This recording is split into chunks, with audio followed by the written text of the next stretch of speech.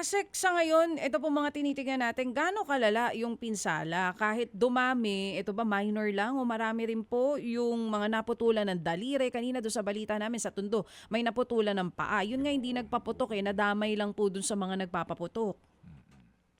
Opo, sa rehistro natin na at least 8, the numbers could go higher, at least 8 yung naputulan na sa ating tali. Marami po dito ay mga napaso, yung mga burns na hindi naman naputulan.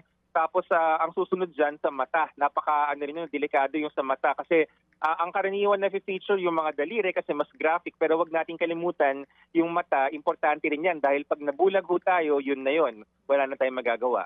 So may 8 ngayon na naputulan. Meron din pong isa nitong nakaraan, yung bata po na namatay dahil din sa paputok. Nadagdagan po ba yung bilang po ng fatalities natin?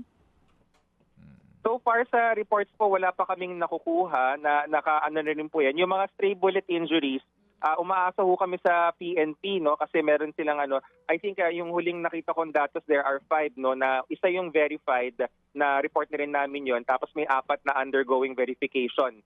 Pag sinabi yung verification kasi yung police mismo yung nag-determine talaga bang galing ito sa indiscriminate firing o baka mamaya may police operations or baka may ibang dahilan.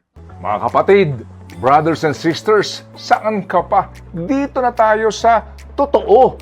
Dito na tayo sa True FM. Mga kapatid, mag-subscribe and follow po kayo sa social media accounts ng True Network PH. Yan po kami. Hanapin nyo lang True Network PH, Facebook, Instagram, YouTube, TikTok, and podcast.